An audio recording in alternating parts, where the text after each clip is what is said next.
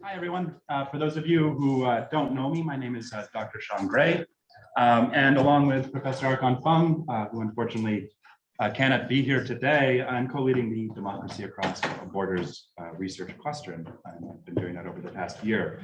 So the mandate for the Democracy Across Borders research cluster is to think about how the Participedia platform could be expanded to account for democratic innovations at the transnational and global level. And so we're looking at things like democratic organizations, international organizations, social movements, and many other kinds of activities that flow across borders and traditional state boundaries.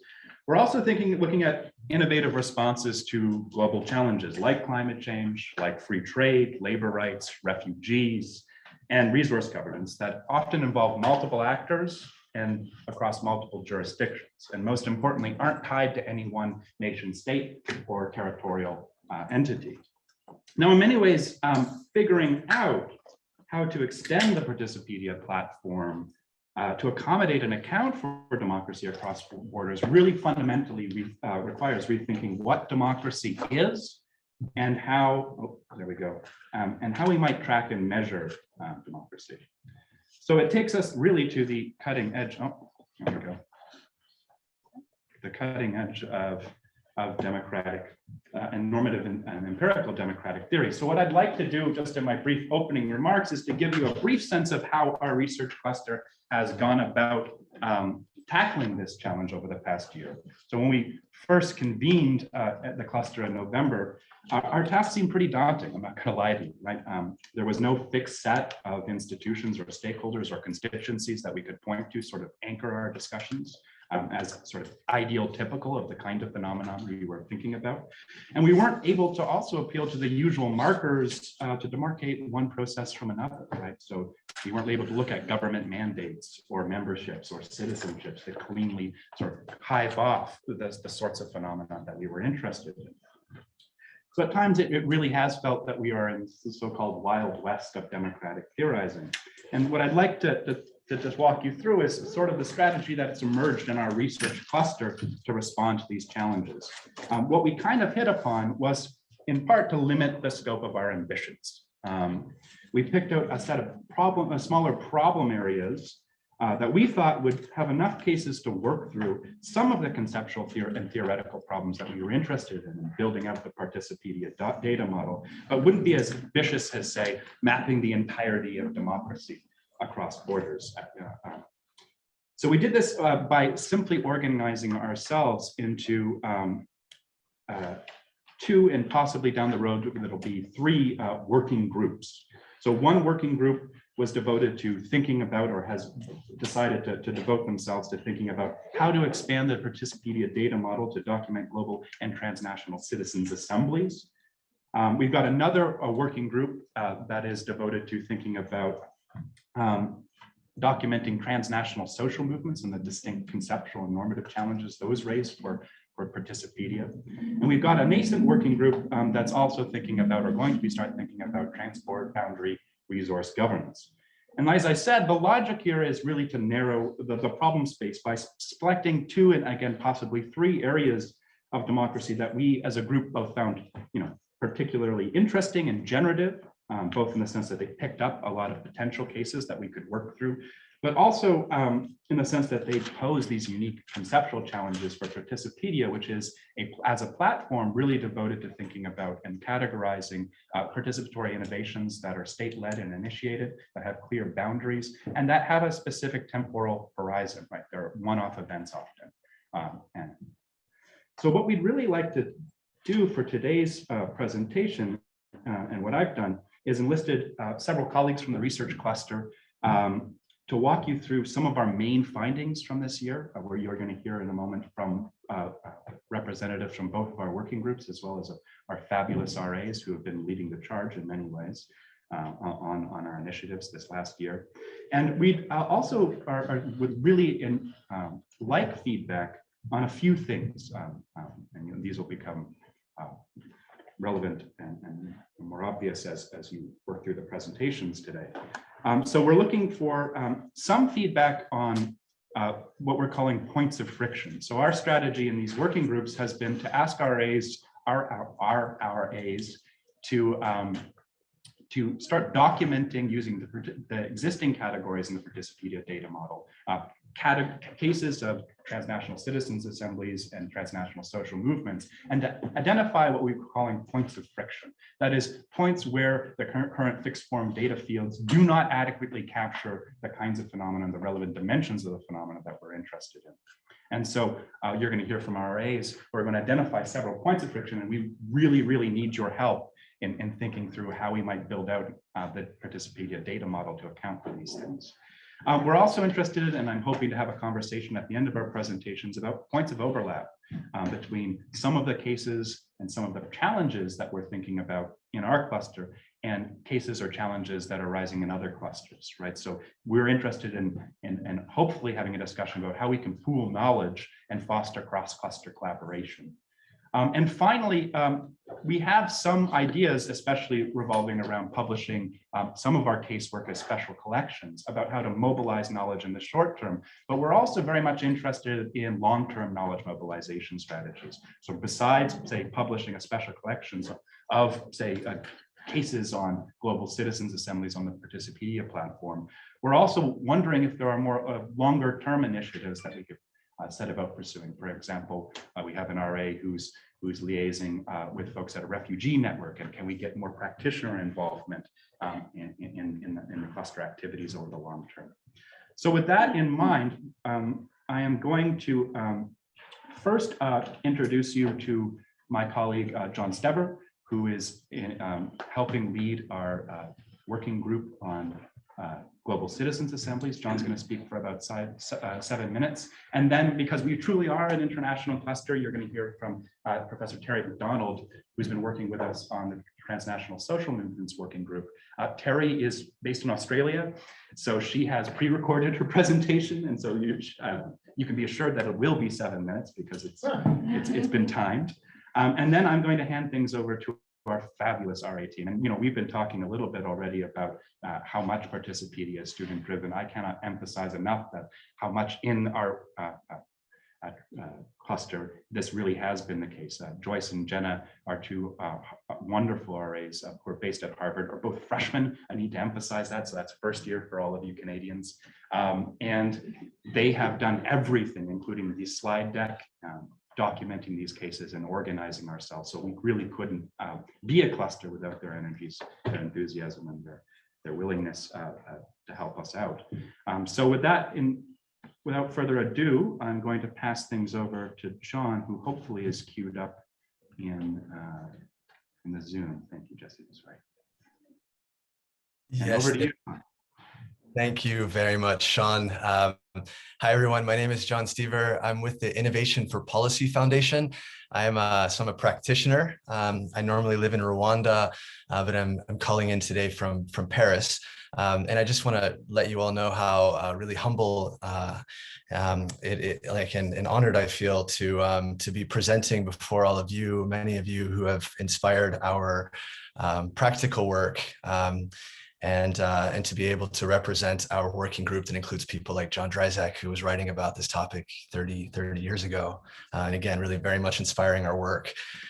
So with that, I will share my screen and just walk you through a short presentation. So when we talk about the citizens' assemblies, I just wanted to share that in historical context. This is using the OECD database of participatory deliberative interventions. And what you'll see is sort of overall deliberative democratic innovations since the 1970s, and really the emergence since the early 2000s of citizens' assemblies as a form of that.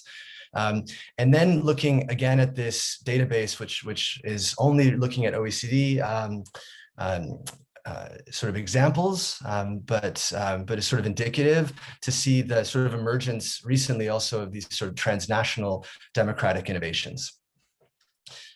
So in addition to the sort of increasing, the expansion and emergence of this new form of sort of democracy beyond borders, we also see an increasing recognition of the need for this. In the most recent IPCC report, AR6, there was, for the first time ever in an IPCC report, a recognition of the importance of governance in adaptation and mitigation to climate change. And I just pulled out a particular quote here amongst many, that inclusive governance leads to more effective and sustainable adaptation outcomes. So it's really clearly a topical issue to be able to address many of the sort of confluent challenges that we face as a species.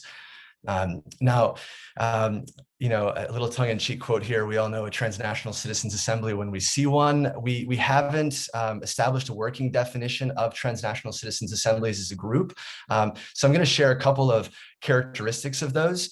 In particular, the fact that participants of these activities are generally representative of the wider population, often through a sortition-based process. Transnational citizens assemblies often have several common phases. So going from a learning phase into a deliberation and then into a decision-making process. Facilitation is often independent of the convening organization. Information materials seek to be balanced. We're looking at, sorry, can everyone still see my screen? Looks like I've got a few too many tabs open on my browser, which is typical for me and maybe other practitioners. So if you can see my screen again, so just walking through some of the characteristics of transnational citizens assemblies. So we've so far included activities that engage residents of 2 or more nations, and we have been including so far citizens assemblies, which are generally longer than 3 months, together with what we call citizens dialogues, which are generally an average of 1 to 2 days. So we're kind of combining what are sometimes referred to as sort of different methods or models. And in order to sort of provide a real example of that around what a transnational citizens assembly might look like, I'm going to just talk briefly about the global assembly, which I had the honor of designing and supporting in terms of I was leading the central circle coordination for this project last year. So the Global Assembly, we brought together people from 49 countries, 100 members from 49 countries that spoke 39 different languages, 11 of which were fully illiterate. So really broadly seeking to sort of model the representation of the global human population, bringing together over 3 months to present what they called the People's Declaration for the Sustainable Future of Planet Earth to COP26. So I'm just going to talk really quickly through how we selected members of the Global Assembly and the process that they went through. So in terms of the sortition process, it was 4 steps. The first was identifying locations on planet Earth based on population density. And then in each of those locations, we identified a global community of what we call cluster facilitators, so other practitioner organizations around the world, to then work together with others in sort of global co-creation to identify local community organizations near each of these geographic points. So these are, libraries, co-working spaces, community centers that were then trained to do on-street recruitment. So to literally walk through their streets and their neighborhoods, knock on doors, walk up to people, invite them to participate in the Global Citizens Assembly. They built up a pool of 675 potential participants. And then we ran a final lottery selection process to identify 100 of these members who really fit the global population characteristics around gender, age, years in education, which was really our proxy for socioeconomic status, and then climate concern, as well as sort of making sure that the geographic points themselves mapped onto the distribution of humanity according to UN regional zones. So then once there were 100 members of the assembly, we then developed information booklets together with the community of global scientists and indigenous wisdom keepers that was then shared online. And these were contextualized and translated by these local community organizations in community activities. The core assembly itself was online, and each member of the assembly was accompanied by a translator, as well as someone to support with their sort of device and technological sort of link up. And members spent 67 hours together, the majority of which were in groups of 5-person breakout rooms, where they were speaking to each other through consecutive translation through nonverbal communication, such as hand signals, that was developed. And then they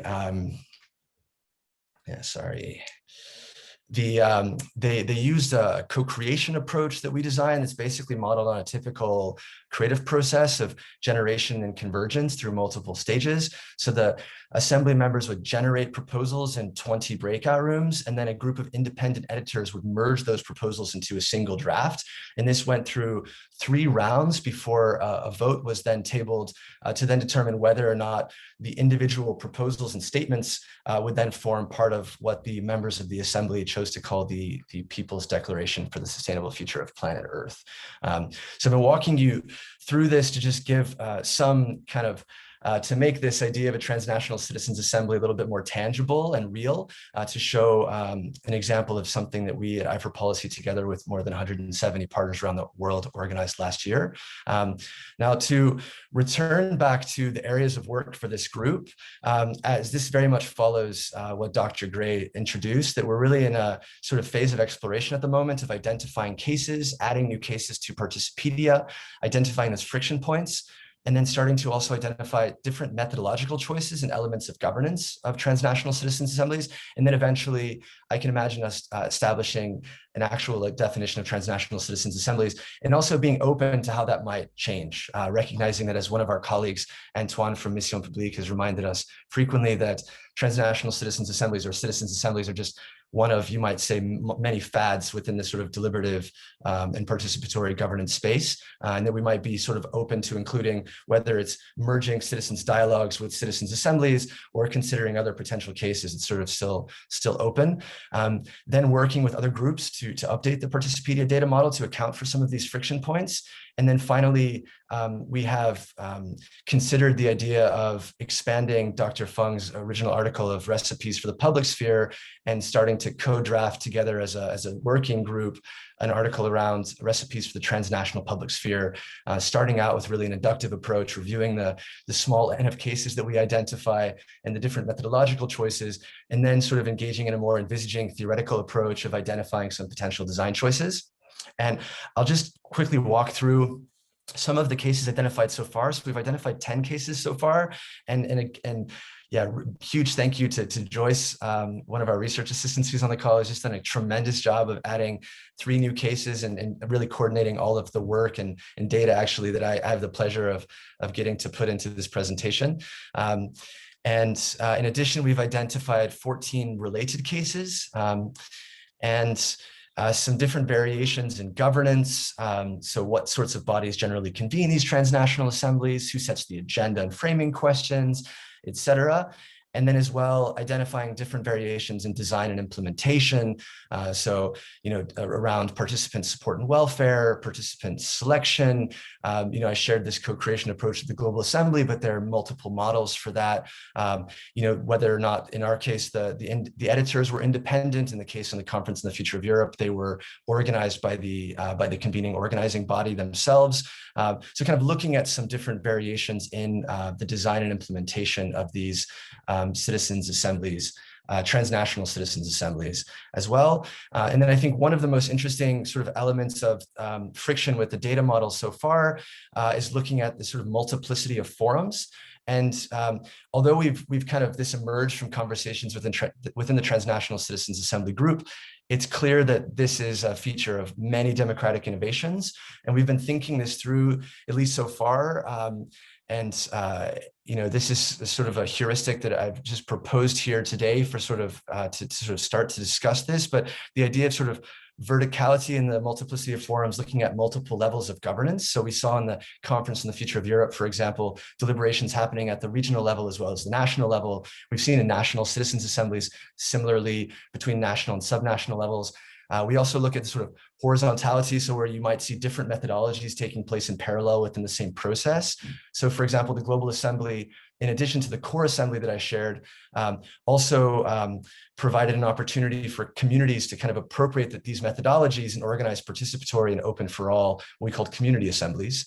And then finally, we're looking at sort of multiplicity of forums along a policy cycle. And so I think a great example of that is the itinerant citizens assemblies that have been organized by a group called Ideamos in Bogota, where they essentially have a single itinerant citizens assembly with multiple recruited groups of assembly members. So one group would, for example, engage in agenda setting, the next group would engage in drafting, and then a final group would then engage in decision making to kind of avoid, for example, authorship bias of the assembly members, for instance. So we see this, sort of temporal multiplicity of forms as well across a policy cycle. And this is just one of multiple points of friction that our colleague Joyce will share about, as she also shares about another example of transnational citizens assemblies.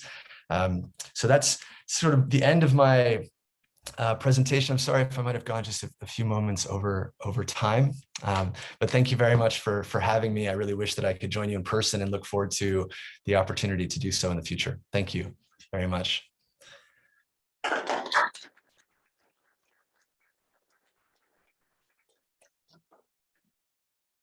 Yeah, no, let's go to, so that was just, thank you so much for that, John. And I just want to emphasize, that was the findings of one working group when we're thinking about carving up this space. So what I'd like to do then is go right on to, just for the sake of time, to Terry's presentation, and then we'll come back to some of the issues that John raised, hopefully at the end of the discussion. Yeah, so it's in the slides. Yeah. This is the video.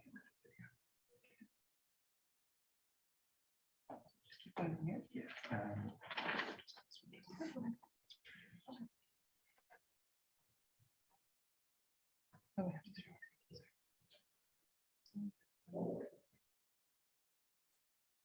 I also haven't had a chance to look through Terry's presentation entirely, so I take no responsibility for what she recorded.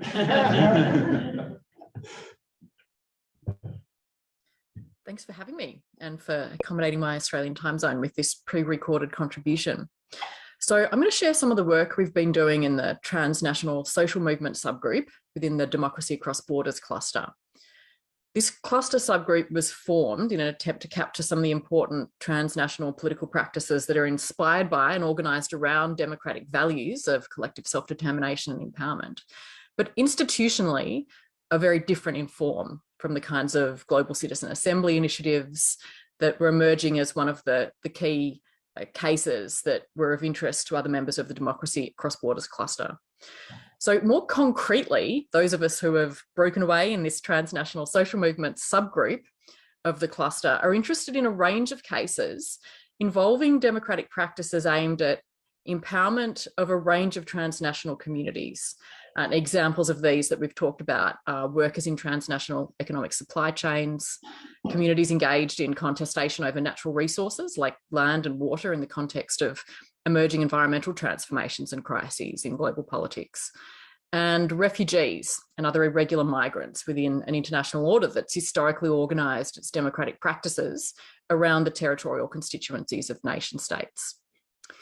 And what interested us about cases of this kind is that the sense in which political action can be democratic in these contexts is really quite different from some of the conventional democratic institutional forms. So we typically imagine democratic initiatives, participatory, empowering initiatives, as built around an aim of bringing inclusive voice into some established governance process, enfranchising citizens of a state paradigmatically, or in the context of international politics, bringing more inclusive voices to deliberative decision-making processes or other decision-making processes in established governance institutions, international law and policy making most prominently.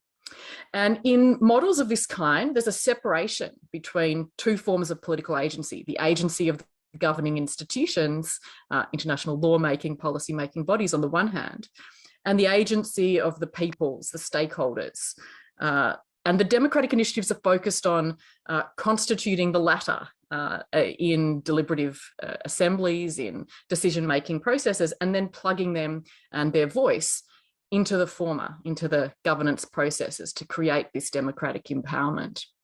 So that's the standard model that we wanted to depart from in this group.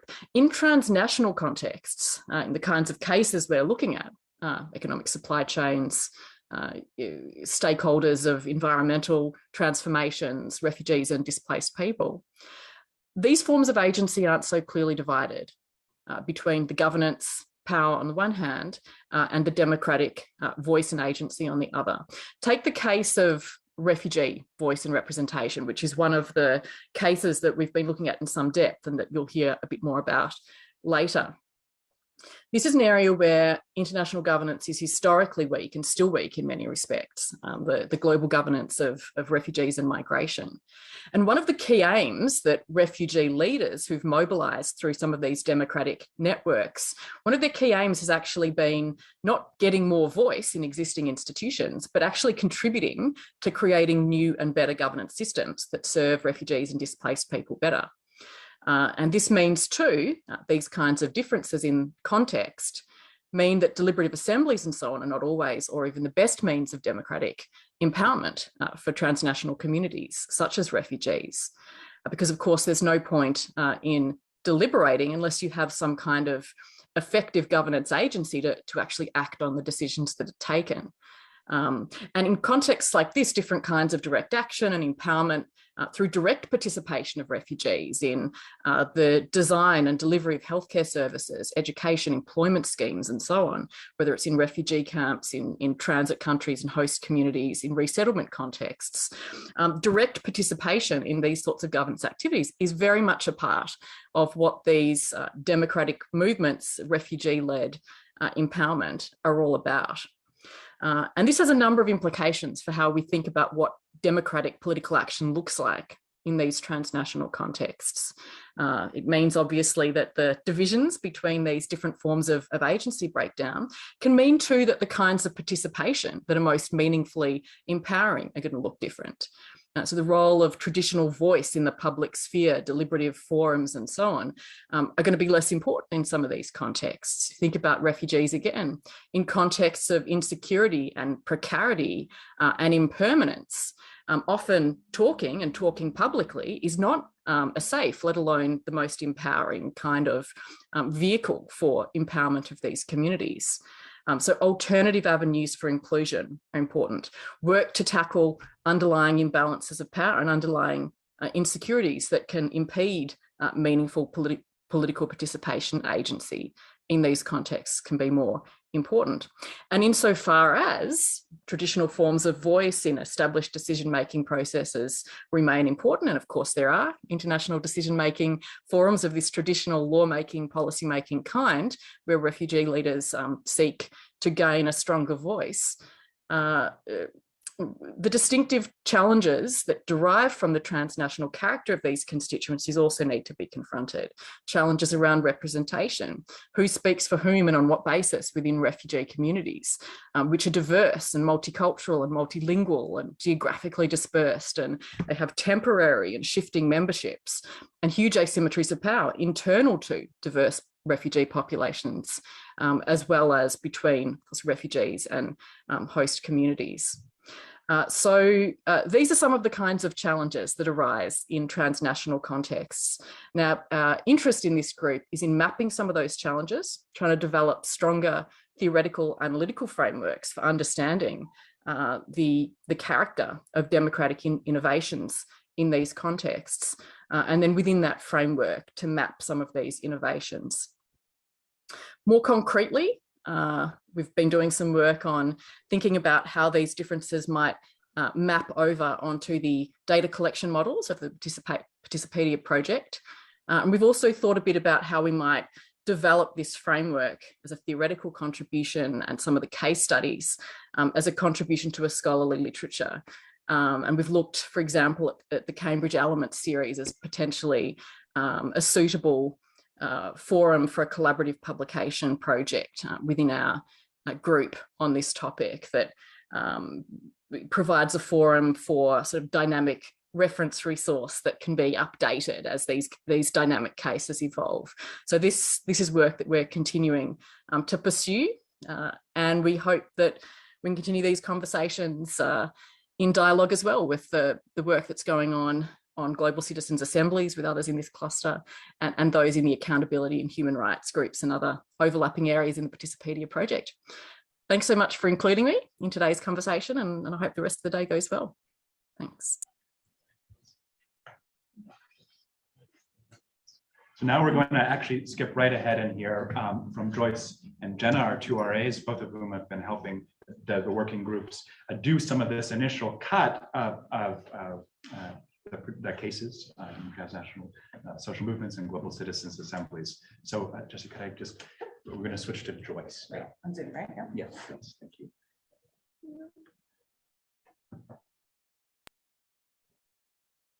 All right, Joyce, floor is yours.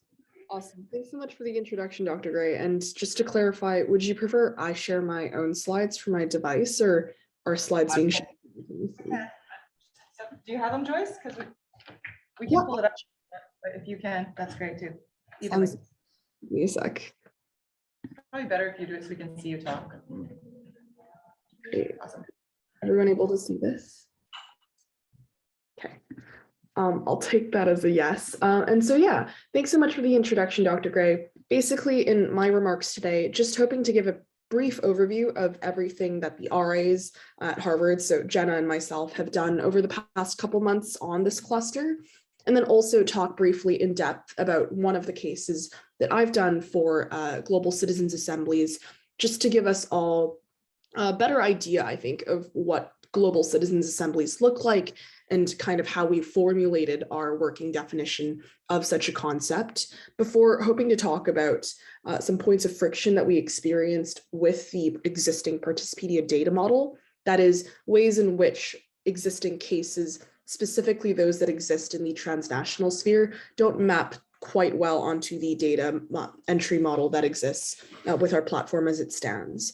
Then after that, just hoping to talk about perhaps some ways we could modify Participedia moving forward, as well as some other initiatives that Jenna and I thought might be useful for the cluster as a whole moving forward. And so, yeah, just to give a quick overview of what we've done in the past couple months, we've specifically completed research on 5 cases for both the transnational citizens assemblies, transnational social movements, as well as transnational citizens assemblies research group. And those are the Global Refugee-Led Network, which Jenna will expand on later, the Conference on the Future of Europe, the European Citizens Deliberation on Brain Science, the Global Assembly, which John touched on, as well as the Global Citizens Dialogue on the Future of the Internet. And so I just wanted to give a quick overview of transnational citizens assemblies, and specifically that dialogue on the future of the Internet, which, as you'll note via the slides here, is available on the Participedia platform as a case. And just to give a breakdown of what we hope to do with these cases, we're hoping to make them part of special collections, which many of you might have seen on the Participedia site already, as part of our knowledge mobilization strategy. And so this case specifically was very useful in helping us formulate our definition of transnational citizens assemblies as a case that brought together around 5,500 participants from over 70 countries in October 2020. And so this citizens dialogue engaged both on an international and municipal level over 5,000 citizens from all types of backgrounds. And their input was meant to inform stakeholders in the private sector, in academia, as well as in government. And it was notably part of a broader We the Internet project convened by, I believe it was Mission Publique. And so it was actually part of one of, I believe, 3 phases that this kind of project has undergone. Phase 1 being coalition building and piloting, phase 2 being scaling and strategy building, and then phase 3, which we're moving into starting this year into 2025, being the move toward forming a global citizens dialogue on the UN Global Digital Compact, as well as a global citizens assembly on the future of the internet. And this was really crucial as we move on to form our points of friction later on. But just so everybody's on the same page, I'll provide some context about what this citizens assembly looked like in practice as well. And so Specifically, the Citizens Dialogue happened via a hybrid format, largely due to the COVID-19 pandemic. And notably, 9 sessions of work took place on this day of deliberation, and each one centered around an aspect of the world's digital future. But even though there was a overarching international, convening of the Citizens Assembly, there was also many devolved versions of the Citizens Dialogue, as national partners were given the opportunity to organize additional independent sessions in their respective countries as well. And so now that we've given a brief overview of the Citizens Dialogue, that leads me to 3 points of friction that we wanted to raise with the existing Participedia data model. And the first, which you might have gleaned just from the overview we gave, was about project development. Because if you'll note that We the Internet had 3 phases, only one of which involved the Citizens Dialogue, then logically it follows that the Participedia data model currently is unable to capture really the scope of these projects and how oftentimes these projects are part of overarching initiatives or are only one component of a broader project convened by an overarching body. And so that was one thing that we wanted to raise specifically. And to counter that, I think this was also raised in the Zoom chat earlier, but to counter that, we were thinking of perhaps modifying the Participedia related links or related cases function to perhaps include something like subsidiary cases or parent cases, et cetera, to combat that. But the second of 3 points of friction we wanted to raise was about case components. And that has to do with how, although the Global Citizens Dialogue was citizen-driven, We the Internet also got input from a stakeholders dialogue that happened separately. And so the data model wasn't really able to capture that even though the dialogue itself was driven by citizens, there was definitely very influential input from stakeholders.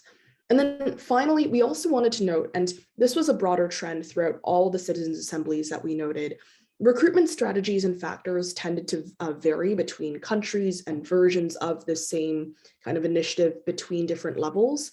And so in the specific context of the Citizens Dialogue, that meant that national level versions of this dialogue could control for nation-specific criteria like ethnicity or religion, in addition to overarching guidelines set by Mission Publique.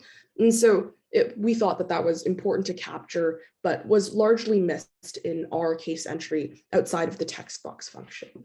But with that being said, we definitely want to improve on the Participedia data model given these things. But we also thought, and like John mentions, it might be useful for us to pursue other initiatives moving forward as well, many of which we'd love your input on. So that might be a synthetic academic paper, synthesizing our learning from inputting these cases. It might be an RA event where we can discuss the intersections of our work with other clusters. It might be an RA reading group where we go delving into a lot of different articles that touch on a lot of the issues that we've been alluding to in our work. And so would love your feedback on all of that. But before we do that, happy to hand things off to Jenna to continue talking about what this means in the other research group. Thanks, everyone. Hi, Joyce. Yeah, thanks so much. I can share my screen.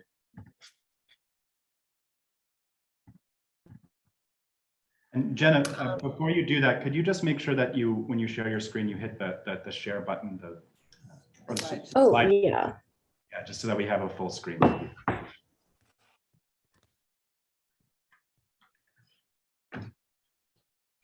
Okay, cool. That should be working then. So hi, everyone. So the major case that we've been focusing on with the Transnational Social Movements Working Group has been the Global Refugee-Led Network, or the GRN. So this is a coalition of local refugee leaders and refugee-led organizations from North America, South America, Europe, Africa, the Middle East and North Africa, and the Asia Pacific.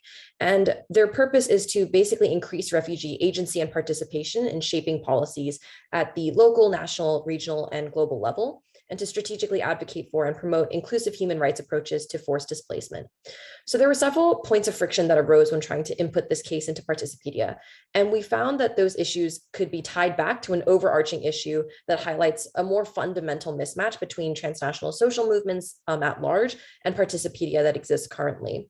So that issue is that Participedia currently uses sort of discrete cases or organizations, events, et cetera, as building blocks for data collection. And the GRN defies that model. It's not a singular entity, it's a network. It's a vehicle for other discrete singular entities to collaborate and coordinate and share resources. And so from there, we identified two major points of friction. The first is that there's a lot of internal variation. So Participedia asks about the details of a specific conference or assembly, et cetera, which doesn't fully make sense considering the GRN is involved in numerous conferences and assemblies across a huge diversity of contexts. The second was that there's a lot of networking activity that Participedia currently misses. So Participedia tries to capture a lot of information about how to facilitate citizen participation on a very sort of direct on the ground level. So in this context, how did they structure the conference to maximize sort of constructive citizen engagement? How successful was that? Whereas GRN frequently operates at sort of a higher level because it's first linking organizations to each other, not people, so that those organizations then have the capacity and the resources to conduct their own conferences, to conduct their own summits, and do that sort of direct citizen or direct refugee engagement on their own. So since that's kind of abstract, some examples of how those problems have manifested themselves. Firstly, when it comes to participant recruitment and selection. With internal variation, for example, for the refugee leadership in response to COVID-19 conference, which was a GRN conference, they invited refugee leaders from around the world. Whereas for the European Summit of Refugees and Migrants, another GRN summit, they invited refugee representatives from EU countries specifically, so it didn't have that type of global focus. And they also invited non-refugee delegates from international NGOs, from academia, from the private sector, et cetera. So participant recruitment and selection will vary depending on the conference in question. There's also a lot of networking activity where participants aren't really being recruited when the GRN is connecting different networks and organizations to each other, not connecting individuals. And so it raises the idea that Participedia should also be asking about which organizations the GRN is targeting and not just which demographics of citizens they're trying to engage with. That's the type of questioning that we think would highlight the GRN's commitment to working with refugee-led organizations specifically, and not simply trying to work with organizations that speak on refugees' behalf, but rather enable them to speak for themselves and advocate on and give them that agency to have their own advocacy.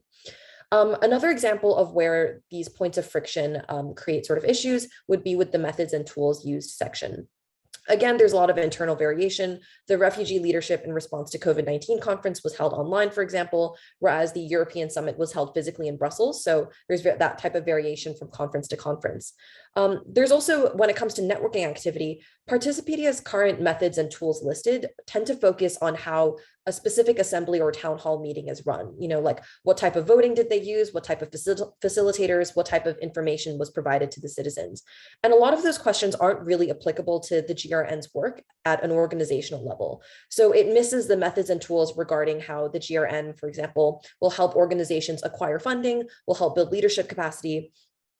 Some concrete things that the GRN has achieved that are kind of don't really fit into the current data model would be how the European chapter of the GRN has launched an Emerging Leaders Initiative to provide 8 months of capacity development and skills building to refugee leaders to sort of enhance those refugee-led organizations. The Asia Pacific chapter of the GRN has also launched the Refugee Leadership Alliance, which is a consortium of refugee-led organizations that pools funding so that under-resourced organizations in the region can have greater, more reliable access to funding. So we've been discussing certain ways to potentially resolve these points of friction, and we would, of course, love to hear everyone's thoughts on them. And resolving those points will likely be a major focus point for our working group in the future.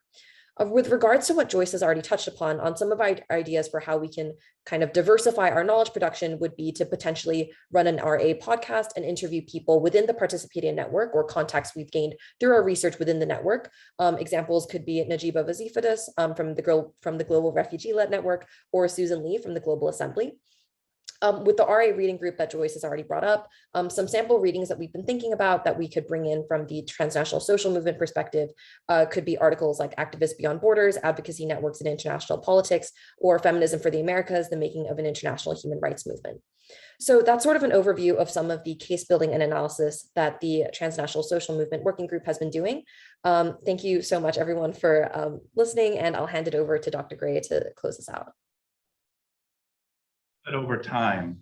And so what I would like to do is we've thrown a lot at you, very rich stuff, I hope. And I want all of us to think together in helping us, doing some collective wisdom here, think through these issues. So perhaps in the break, conversations that emerge over lunch and so on, it would be really helpful for us to hear your thoughts, your energy, your enthusiasm, your wisdom, and helping us think through how to conceptualize some of these points of friction. Like I said, we're a little over time, so I'll end it there, except for Mark. Yeah, sorry. I just want to say this is a really good template for how each cluster needs to proceed. That is, go on the Participedia website, take a couple of exemplary cases of these cluster build-outs and see exactly what's not working. Remembering that we kind of started this with well-defined, state-contained types of processes. Document those points of friction. And then the next step is going to be to come up with kinds of questions that are appropriate for the kinds of cases in each cluster. And that's how we kind of move forward in taking the existing data model and building it out for phase 2. So, yeah, thank you for that. And I should also say, we'll have Joyce and Jenna grab all of the fabulous suggestions in the chat for those of you joining us online. And so we'll definitely follow up with you folks to also get your input.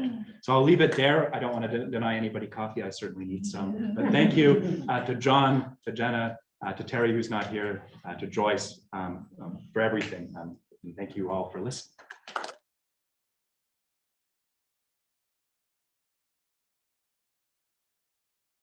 Hey guys, my name is Megan and I'm an RA with the Digital Democracy Cluster. Today I'm going to give a brief update on the development of our cluster's projects, and then we're going to do a fun group discussion activity so that we can learn a bit by doing, working through a group scenario. So our cluster's work is going to pursue these guiding questions through a set of individual case studies. So these questions are, how has the pandemic impacted online participatory forums? What are the emerging digital tools being used around the world for participatory governance? And are these tools advancing goals of democratic values, such as participation, accountability, and responsiveness? So at the end, after these case studies, we may also produce a comparative piece. We're still figuring out what form that could take. So I'll provide now just a little snapshot of some of the cases that our cluster is pursuing. So first, Robert is leading work looking into citizens' assemblies. This includes qualitative and quantitative data from the online Oregon Citizens Assembly on COVID-19 recovery, and also the Washington Climate Assembly. These are cases of participatory forums during the pandemic that grapple with how to adapt to new contexts. So Ming has offered original data from the mouthful here, the digitization of the Chengdu Participatory Budgeting Community Support Fund e-platform, which is seeking to expand research on Chengdu's participatory budgeting initiative by focusing in on groups like migrant workers and younger working adults. It'll be another great case to examine how creative tech solutions can work around limitations on traditional citizen participation, especially through a really tough period of the pandemic. Anil plans to collect data from Kerala's fiber optic network project, which aims to give free broadband internet to citizens living below the poverty line, and we'll look into how this could increase political participation. And then Matt and Masood have been working on a project that interviews policy experts in the UK and at the World Bank to learn their views on civic tech for democratic engagement. And their next step is to add interviewees from the OECD. Cool, so I'll share just a few preliminary findings from a couple of these investigations. So firstly, Robert has shared some preliminary findings concerning digital technology used in citizen assemblies. So he asked participants things like what aspects of the online format, if any, helped you to participate or hindered your participation. And also asked coordinating team members what aspects of the online environment do you think helped or hindered the assembly process. So positive findings include digital technology was said to make participation simple and accessible and safe during the pandemic, as expected. And then negatively, some participants commented on the downsides of online deliberation in comparison to a more personable face-to-face type of interaction. Great. And then Matt and Masood have also got some preliminary findings from their project. So through their expert interviews investigating perceptions of civic tech, they found some favorable impressions like potentially lower barriers to participation, an opportunity for idea generation, and flexible location and timing.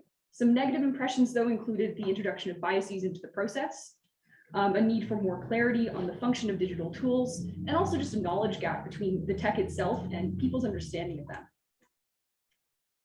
We want to try to give a mix of outputs. So in addition to our case studies, probably taking an academic paper route, probably also some policy briefs and evaluative reports would be useful to deliver to policymakers and practitioners.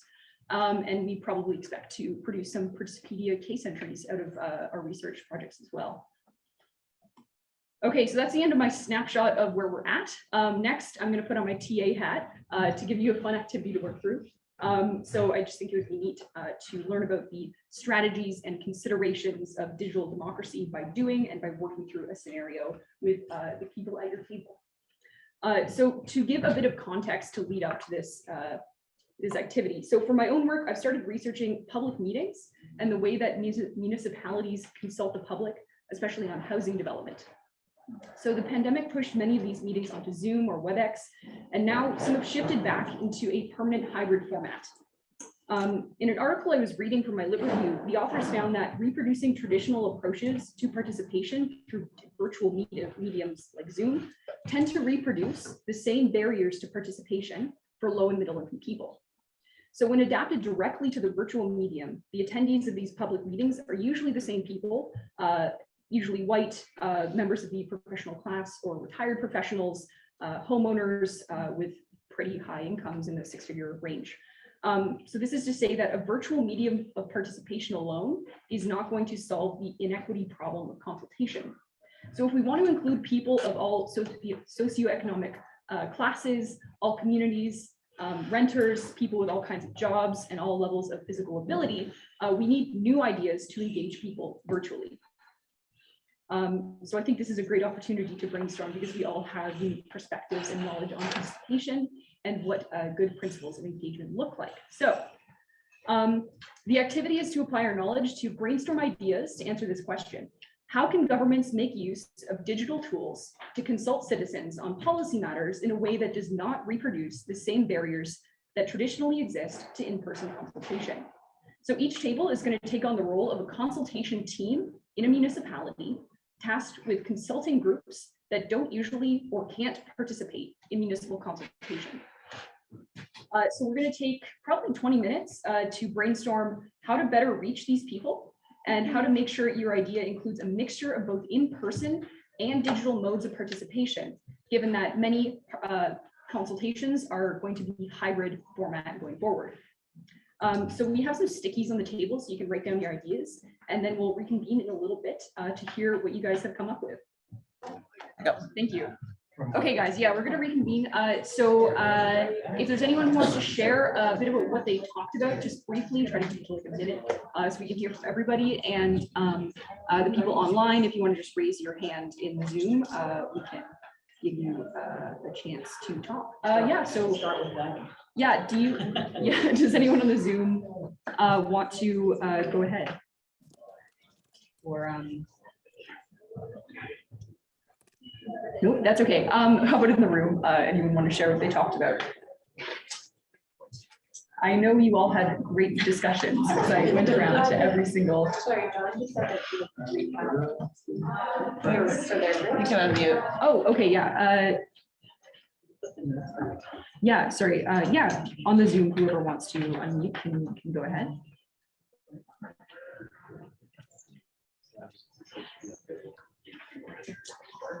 So hi everyone. I can try to sort of provide a little debrief of the conversation that we had in our group while acknowledging that two of our colleagues, Laura and Niranjan, weren't able to contribute yet. So just if you guys want to jump in and add anything to this. So the first was that the recognition that many elements of these divides cannot be overcome, and we've raised a few of them. So intersectional privileges, divergent access to electricity, internet devices, divergent experiences and histories of civic engagement, confidence in participating in these sorts of forums, and more generally sort of self-efficacy.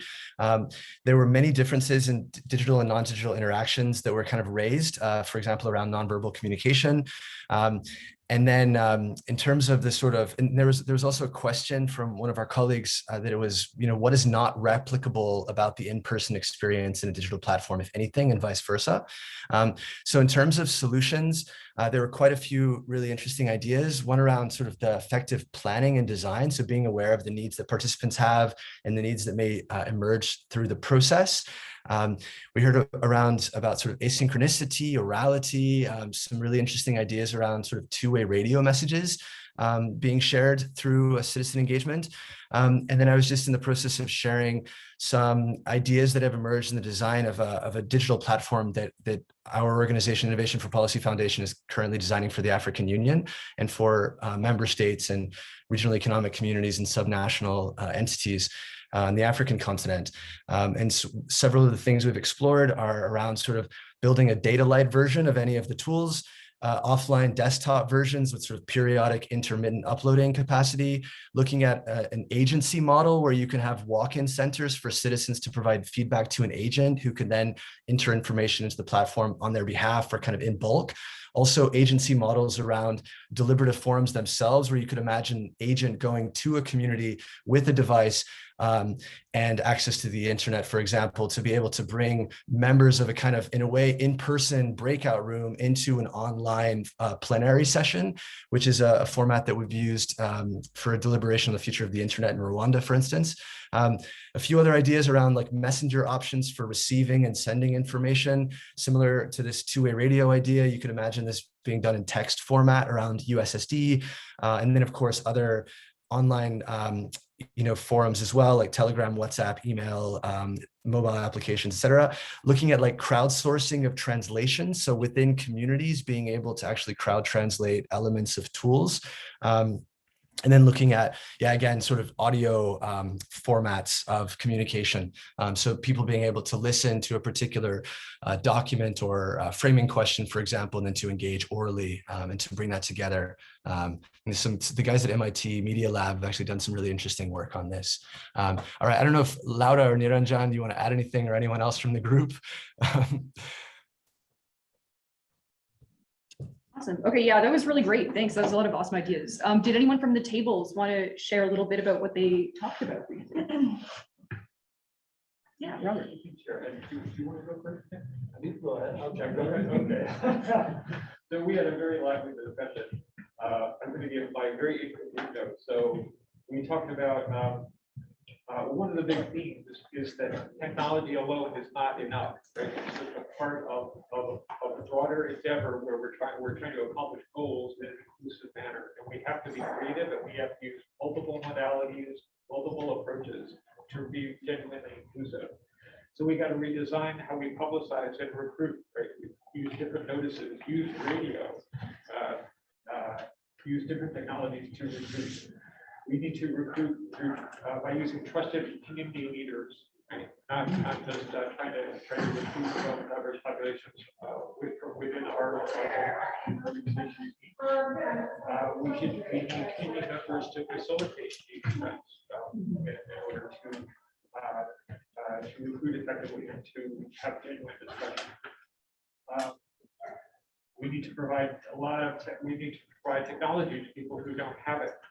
We need to provide human beings to help those people use the technology that they're unfamiliar with. We have colleagues who are familiar with it and have effectively provided that service. We need to have built-in stages to provide some instruction for people who are unfamiliar with the technology. We need to increment their technology skills in order to participate fully. We need to use multiple modalities, right? So we need both online and offline discussion. As John and his team noted, we have Nicholasing their experience in Australia with connecting to Parliament shows that different modalities of technology are really important too. So, for example, a text-only option as well as an audiovisual option can be really important. design the process so that affinity groups can meet on their own, and then often before a larger mixed plenary discussion that could provide some great benefits, particularly for marginalized populations. Provide stipends to make it easier for people to get off work or to accommodate their schedule. Provide childcare to enable caregivers to participate. We need to do more study of platforms in a comparative mode to see how they're being implemented in different social settings.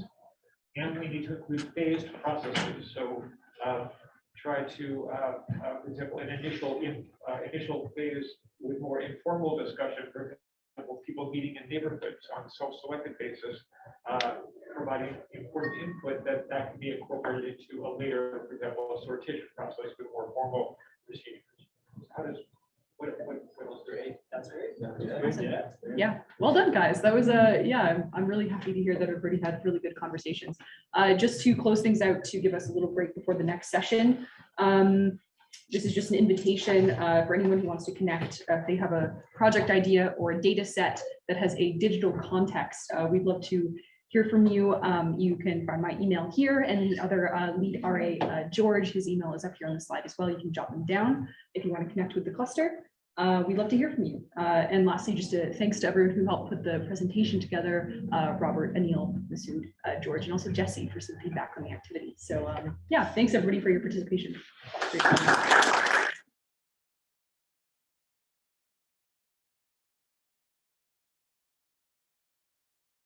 Thanks, everyone. I know that our group is standing between everyone here and lunch, so we're going to try to, we really would like some feedback from all of you.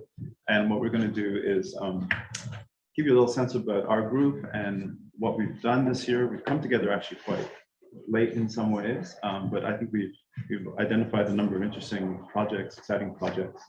And so what I want to do is just sort of give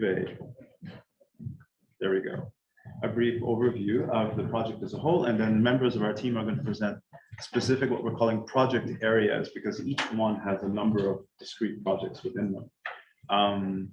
So our group is on democratic accountability, a really fascinating, complex, contested area of study and practice, as we know. In simple terms, our sort of, I guess, our working definition is think about accountability as involving relationships of power, knowing what decision makers are doing, asking them to explain and justify their actions, and holding them responsible for possible sanctions if they have failed to discharge their obligations or misuse their authority and powers, right? It's sort of a simple definition. And as we know, accountability involves many different actors, institutions, and mechanisms. And the relations run in various directions. Think of sort of vertical accountability, voters, right, at election time, horizontal accountability, the separation of powers between different branches of government, and what some theorists now call diagonal accountability, where sort of citizens directly hold executives to account through street protests, demonstrations, and so on and so forth. And scholars continue to debate the definition and scope. And I just want to sort of raise three big questions just for discussion as well, more broadly. They're not ones that we've resolved in any sense in our group. It's ones that are always alive and in the background. So one is, how far does accountability as a concept extend beyond strictly legal relationships between formal institutional actors that involve official powers of sanction, codified in law, right? So that's kind of the thick kind of definition, to a diverse range of informal social practices. Second big question, what are the costs of imposing democratic accountability in terms of time and effort, the capacity of public officials to use their professional judgment, and its wider impact on social trust? And a third big question, who is accountable to whom in our large-scale democracies, given their diffuse power relationships, complex institutional designs, and wicked collective problems? Just think of the pandemic, think of climate change, just two obvious examples. So we know that some accountability institutions, processes, mechanisms, they appear simple and direct. Others are hybrid. They draw on innovations and dimensions of participation, representation, digital democracy, and therefore are often indirect and cumulative. And I think this is one of the most exciting but also difficult areas to study. I'll just give you 3 quick examples. Right to information laws, which have been new in many countries, build on freedom of information, but they codify a new right, right? So there's a direct relationship to the cluster working on new human and political rights. Social audits are forms of public hearing, but which have many more powerful tools and instruments of sanction. I sort of think of social audits as they've been rolled out in India in the last 20 years in many other countries. And participatory budgeting is another classic example of a hybrid innovation, which involves innovations in participation, representation, accountability, maybe the use of new digital technology. So it's a really fascinating area of study, but it's also quite difficult to study as a result.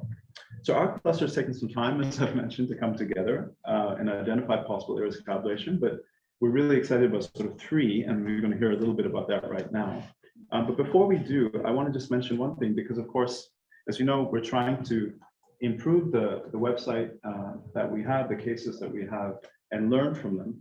And working with an RA who was unable to join us today, Taylor Beasley, we've done a first cut at the website. And initially, I was very excited to see that about 500 plus cases were coded as accountability cases, right, on the website.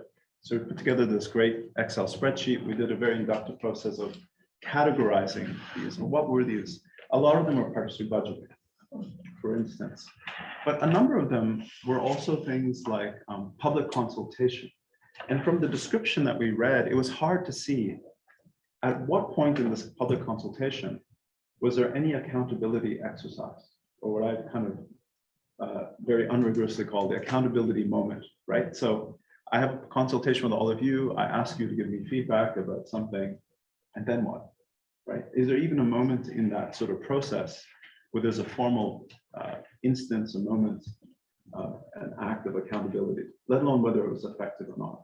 So I think the data model is something we really do need to work on a little bit. So we're looking to try to refine the cases, maybe weed out some that have been tagged as accountability. That might mean something else. At the same time, we probably want to add a lot of cases about the innovations that we do know are taking place in the world. So with that, let me turn it over to all the team members, those who can join us today. So the 3 project areas. The first is the public right to know. It's being led by Jim Turk, who's going to join us virtually through Zoom. The second is social accountability, has a number of team members. Kathy Walker, who's also going to be joining through Zoom, will present an overview of that. And then the third one is the politics of anti-corruption and legal activism. Again, a group of us, so you can see we're sort of subclusters, diverse subclusters within our cluster working on these.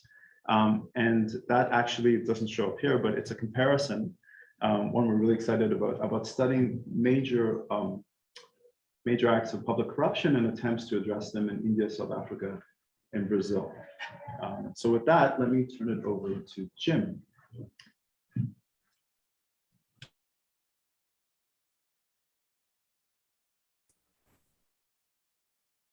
Hello, everyone. Thank you, Sanjay. And I'm mindful of your opening remark that we're standing between people and their lunch, so I will be brief. Are you able to hear me okay? Is the technology working fine? Hear you, Jim. Okay, good. So could you go to the first slide, please? Or the next slide. So the starting point for our part of the cluster is that a precondition for democratic accountability is the public's right to know, without which there cannot be informed public discourse in which genuine democracy and democratic accountability depend. So that's our starting point. I'm the director of the Center for Free Expression at Toronto Metropolitan University, formerly Ryerson University in Toronto. And our work focuses on a number of areas that I'm now collaborating with Sanjay in light of this project. And I must say how impressed I am with the work that Bonnie and others have done to pull this together. And I'm very sorry I'm not able to be there in person. But I appreciate this chance to share with you a bit now. So the next slide. We think of enablers of the public's right to know. I guess I need to preface it. A Center for Free Expression is not just about the ability to express yourself. Free expression is about the right to hear as well as the right to speak. And the public's right to know is a fundamental part of what we do.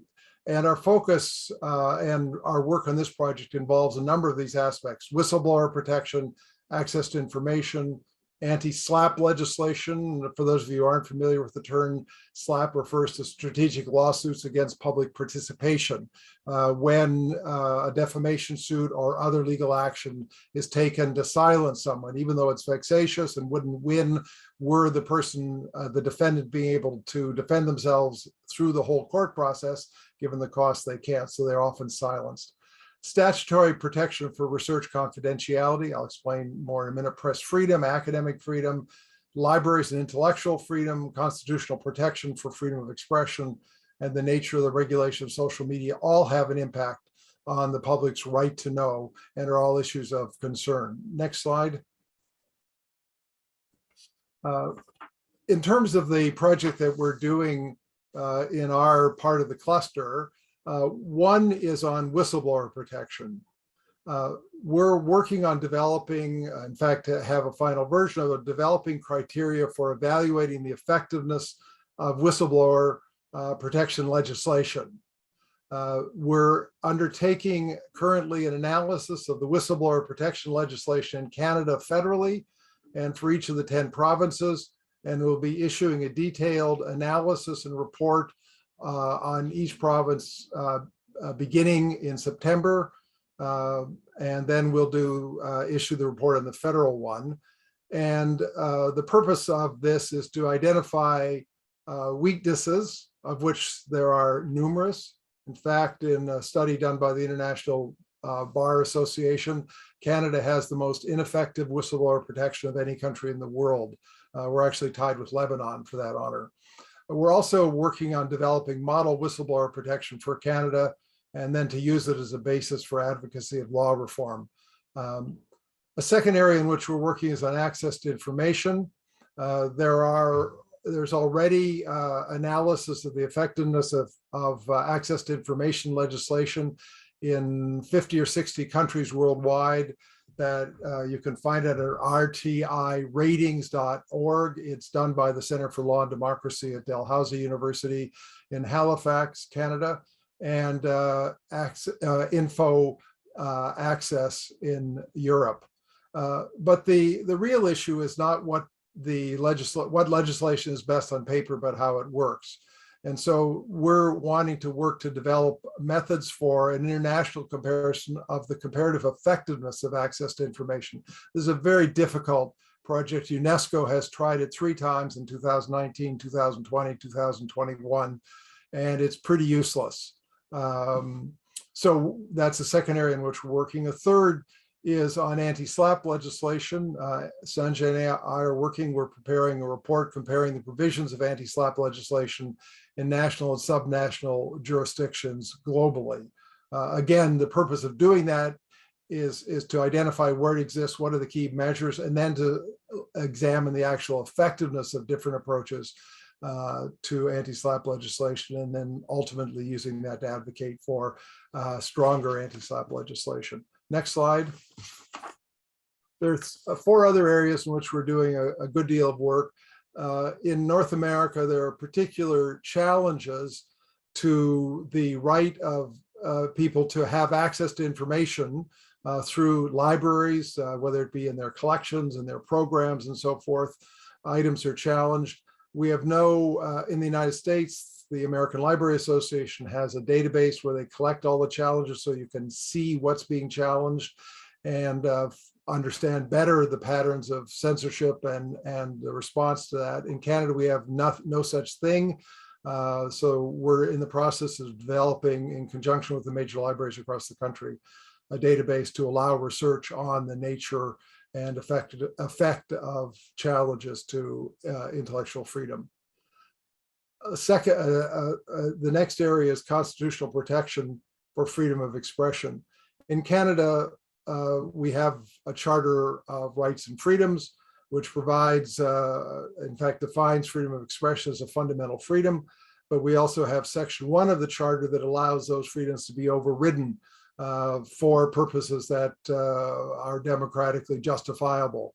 The result has been a very mixed record on freedom of expression. This is the 40th year anniversary of our charter, and we've in the final stage of doing a review of the jurisprudence over that 40-year period, and we'll be organizing a colloquium of constitutional scholars and others to look at how we can reset the foundations for that in Canada. An additional 2 areas. One is academic freedom. In Canada, we protect academic freedom through contract law. Almost every academic staff person in the country is unionized. There are only 4 universities where they're not, and they all have provisions for academic freedom that are enforceable through grievance arbitration. But when the matter goes to court, if there's a judicial review of an arbitral decision, the Canadian jurisprudence in academic freedom is really quite mixed, and no one has done a detailed analysis of that, which we're going to do. And again, in order to find ways to strengthen protections for academic freedom. And the final area is statutory protection for research confidentiality. There are any number of areas of research in the social sciences and the health sciences where to effectively gather the information to have a valid and reliable, valid and reliable research, one needs to assure the participants in the research confidentiality of the information in their participation. Unless a researcher in Canada is prepared to go to jail, there is no way of providing that ironclad confidentiality, assurance of confidentiality. So we've been doing research on 2 examples in the United States where there is indeed statutory protection for research confidentiality. And we are developing draft legislation adapting those models to Canada. And we're currently working with the principal granting agencies, the funding agencies in Canada, and with the federal government for the introduction of such protection for researchers. That's an overview of some of the projects, some that I'm working with Sanjay on, some that we're doing, and I'm mentioning them here only in case any of you who are at this might have interest in any of these things. We'd be happy to talk with you further. If you'd like to get in touch with me, you can email me at my email address, which is jim@jameslturk.com, JAMESLTURK.com. We'd look forward to collaborating with you if you have interest in any of these matters. Thank you, Sanjay. Thanks so much, Jim. So the next project area is social accountability, and Kathy Walker is going to give us an overview of that. Kathy, are you there? Oh, yes, I am. I was waiting for my presentation to come up, and I didn't realize I was muted and didn't have my video on. So I'm here now. Can you hear me okay? Yes, we can hear you. Okay, great. Okay, so good morning, good afternoon, evening, and good night to everyone. So just to let you know, I'm situated in Saskatoon at the University of Saskatchewan, Nehiyaw, and Métis territory over here, and it is morning for me here. So I'm going to focus on the collaborating and synergizing we've done so far under the subcluster of social accountability. Although I think I like Tom's terminology of generation and convergence better, so I think we may have to adopt that. So as many of us are aware, social accountability is called many different things. Local governance, citizen-led governance, everyday practices of Indigenous resurgence, and the list goes on. But what all these mechanisms and cases we think share in common is an answer to the question, how do citizens at the local level hold those in authority to account? So how do citizens at the local level hold those in authority to account? So I do have to mention though, as a Cree Indigenous person, I do use the term citizen in a very expansive way to include citizens desiring to hold authorities vested in multiple sovereignties within the same nation state to account. And I just wanted to mention that I decided to wear my orange shirt today. is I think it's a really good example of one way in which Indigenous peoples and their allies, Canadian citizens, have tried to hold the Canadian state to account for the ongoing legacy of its policy on Indian residential schools. So with that, I'll just get into the next slide, please. Sanjay, if you could flip it for me. Great. Okay, so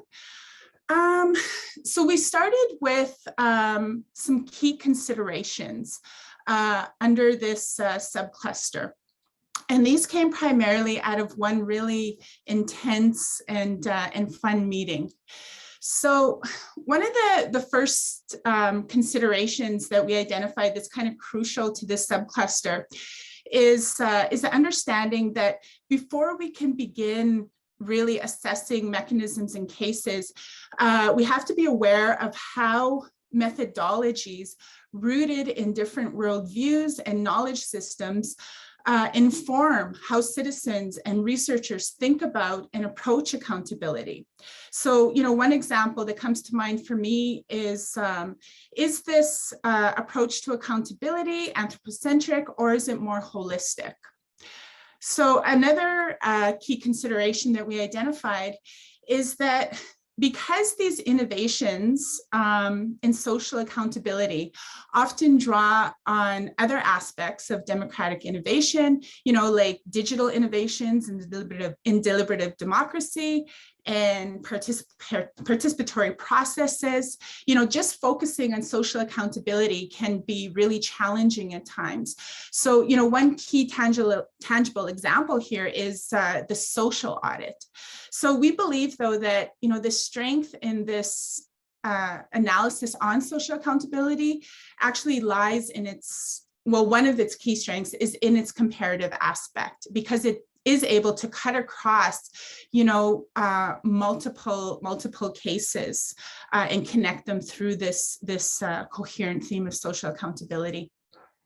And also here, another key question under this consideration is, how do we also assess the limits of accountability in these complex cases? So another example here is the question of, do local forms of accountability, such as the social audit, actually lead to broader democratic impacts? And a third consideration, which is related to a lot to the previous one, is just more focused on mapping the limits and potentials of social accountability innovations across various spheres and levels of accountability. So here we identified one key interconnection between decoloniality or post-coloniality, Indigenous resurgence, and accountability across contexts. And so finally, another consideration, and this one is more practical in the sense of thinking through really carefully what outputs best meet our multiple purposes, our needs as researchers, and practitioners and activists to a certain extent, and also, just our own priorities again, when speaking to multiple audiences in multiple contexts. So again, just to give you an example here, under this consideration, we recognize that there's a need for a balance of what I would call inward focused activities and outward focused activities. And so by inward focused activities, I'm referring to things like building and refining our contributions to the Participedia data model and sharing teaching practices amongst ourselves. Whereas, more outward focused activities would include considering how our work can impact policymakers and support communities and citizens. And so based on these key considerations, we have identified some provisional goals under this subcluster. So Sanjay, if you could please show the last slide. Okay, great, thanks. So so far, we've begun sharing and discussing the disparate literatures and discursive languages that exist amongst ourselves to find some shared foci, and also just some common language to work with under this subcluster. And so in this regard, one big focus that seems to unite a lot of our research interests is what's happening amongst vulnerable and marginalized communities in our context. We also agreed that engaging in regular knowledge sharing events is crucial to advancing this theme of social accountability. And so we've agreed to meet on a regular basis, possibly monthly, and have different members of the group share their areas of expertise. And one potential output that we've identified so far is to draft a joint article on what decoloniality or post-coloniality looks like through the lens of social accountability. And then finally, we've also discussed other types of knowledge mobilization that can more readily reach citizens, such as blogs. And alternatively, we've also discussed other types of knowledge mobilization like policy briefs, which can influence policy at national and international levels. So yeah, so I think that concludes my summary of this subcluster. And again, just to echo what everyone's been saying, you know, if any of you identify any potential for collaboration across clusters, you know, please feel free to contact us. Thanks.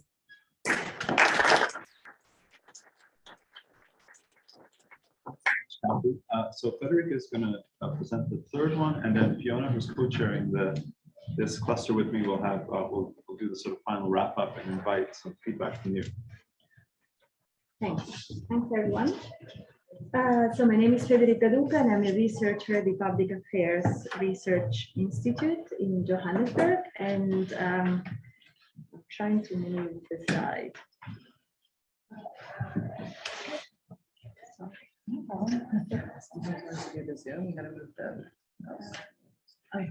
From now on. Okay, thanks. And I'm here obviously on behalf of the Research Institute. And I'm going to present very briefly the work that our subcluster has been discussing so far, which we have sort of titled The Politics of Anti-Corruption and Legal Activism. And as Sanjay has mentioned, is a comparative project of democratic innovations in India, South Africa, and Brazil. So we're really interested in looking at accountability from this vantage point, and how do anti-corruption sort of campaigns and legal activism hold state institutions into account, especially in contexts where there is obviously high levels of corruption, neo-patrimonialism, or like in South Africa, for instance, we have come to experience what's been labeled the sort of state capture phenomenon.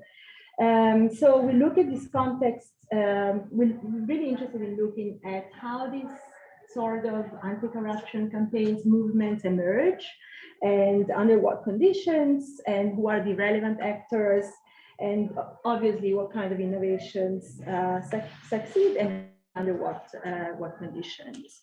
So our research sort of, our main interest is guided really by 5 main questions. And so the first one is, what explains the rise of anti-corruption agenda in these polities?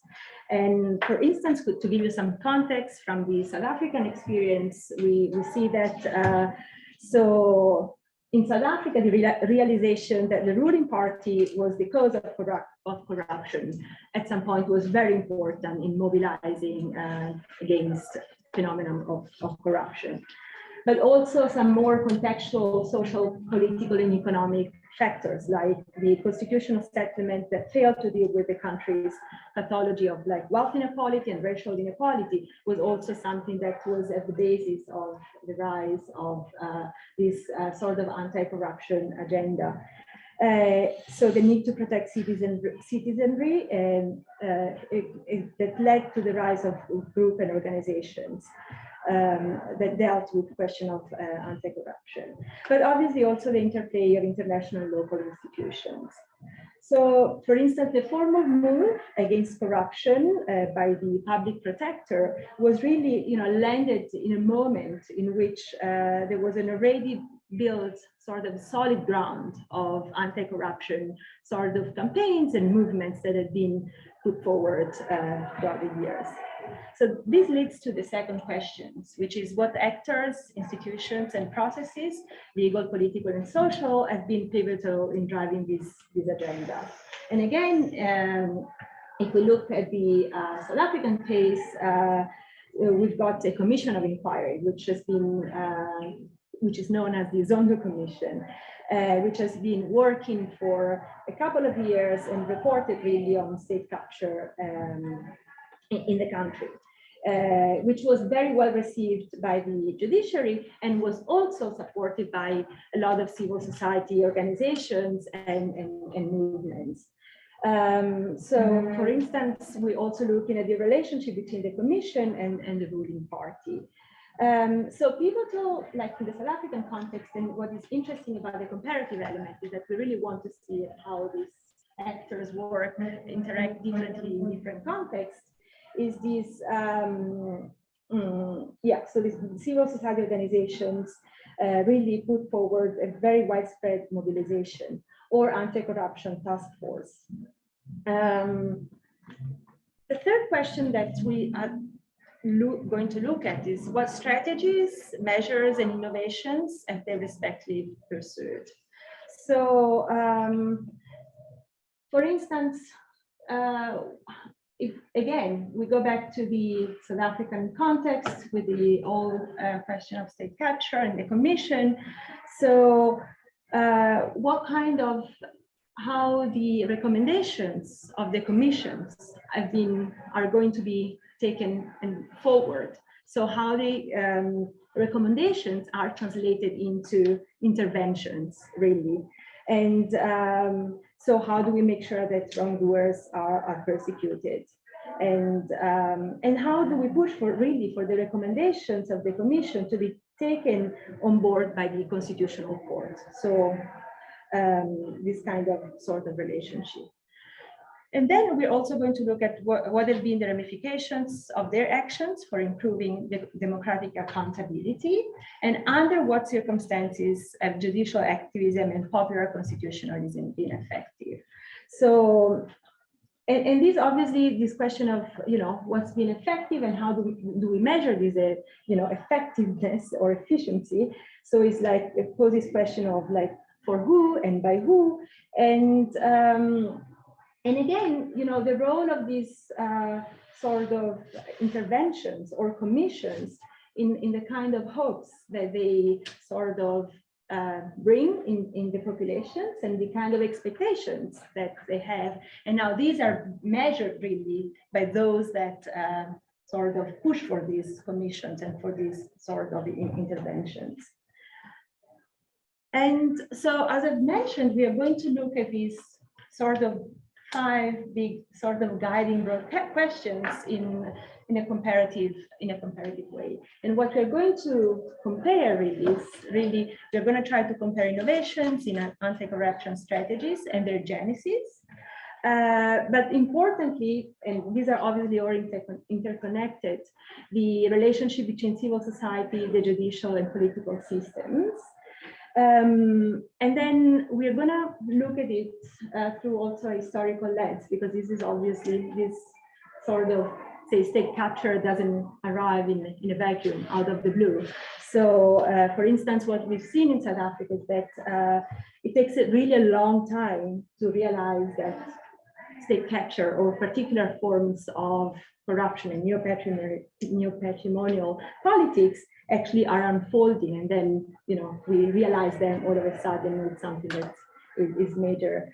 And so comparing, for instance, looking at the innovations in anti-corruption strategies and their genesis also calls for questions as to thinking, when, how do we name corruption, and when does corruption is acceptable, and when it stops being acceptable, and then we have to sort of start challenging it, and yeah, questions like that.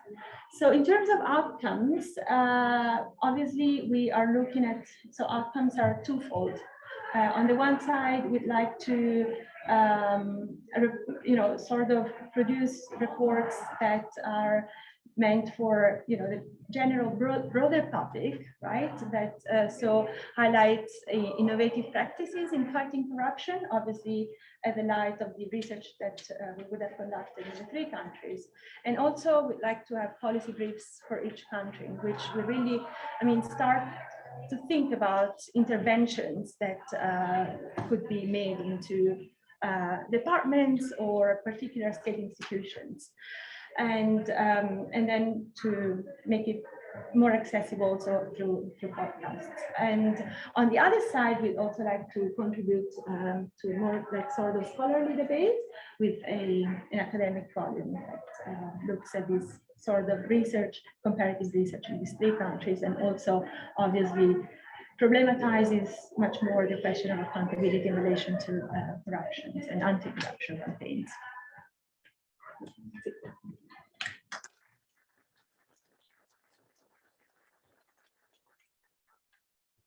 Okay, thanks, 2 minutes, got that. Okay, I really am between you and lunch now. Like, literally, this is the worst. Okay, so I will be quickly, we're going to get you to do some thinking, but you can do that over eating. So just to recap, our cluster is firstly going to look at the cases of accountability, but we're also going to then expand the universe of cases that actually specifically do relate to democratic accountability, and not just tag it in, but actually are cases of where participation goes. We obviously want to conduct more intensive research that unpacks these questions, and that's been outlined now by our teammates. And we're doing this, just to be clear, that we are drawing on existing research projects. So everyone in our cluster is already doing work, but we'll also hopefully be doing some new research, and we'll talk to you about that. Anyway, so that's something we hope to do as well. And just to reiterate that our research in this cluster does, we hope, have real world implications. So we are currently engaging with practitioners, and also 2 of our members in our cluster that are very active are practitioners. Frederica Perry is an active practitioner in South Africa and very much at the forefront of democratic accountability space in the country. And Jim obviously spoke to you in Canada. So I think we're quite lucky to have them as cluster members, because it takes the theory beyond the paper. And so we do want to keep engaging in policy debates as well. I think just to finish off, this is our last slide, but just to kind of reflect, a lot of us work on participation, obviously, and we look on the ground on these practices, many publics, whatever the language and the context we work in. But drawing that link between participatory acts or forums or opportunities and actually what their later impact may be, sometimes years down the line, sometimes you can see it immediately. That's the focus of our cluster. And that is actually really challenging because it's easy to go and watch a participatory space. It's very difficult to follow the impacts down time. So we really are interested in these cumulative impacts of these various innovations. How do they work as participatory spaces? Do they reinforce each other? Are they fragmented? Do they lead to long-term consequences for accountability? Do local forms of accountability, like social audits, lead to broader democratic inputs and impacts? What are the links between very grounded local level social audit practices that we'll be looking at in our social accountability cluster, and the bigger questions then at the national scale that they'll be looking at in the corruption cluster, cluster. So we will hopefully over the time period bring these 2 conversations to each other. And I think, Sanjay and I were just talking about this in thinking through our cluster. there can be many new innovations in democratic accountability. You can have participatory budgeting and social audits, and citizens can engage in those quite robustly. But then they can, at the same time, and the example Sanjay shared with me, is actually still go back and vote politicians into power who have histories of corruption, who are not accountable, and that this is publicly well known. So we want to sort of unpack this chain as well of events. Why is this the case? What are the norms underlying this? Big questions, but we're hoping questions that also relate to the work that you're doing. So to reiterate and finish with what my other colleagues said, we want to work collaboratively. We really hope that we can draw on other clusters' work in all the different ways in which you've shared with us in the last 2 days. And we do think there's a lot of strength in both thematic cross-pollination through our clusters, and also geographically as well. This is a great cluster to be able to draw on all of the geographic expertise around the room, around the Zoom box, wherever everyone is there. Oh, here's the owl, Zoom box, hi everyone. So please do get in touch with us if there's anything that resonates. I won't make you now like do sticky notes, you can just go and eat. But if anything resonates, if any of your clusters think, yes, this is a good idea, we'd like to discuss where our innovative studies go in relation to accountability, get in touch. Right. Okay. Thank you, everybody.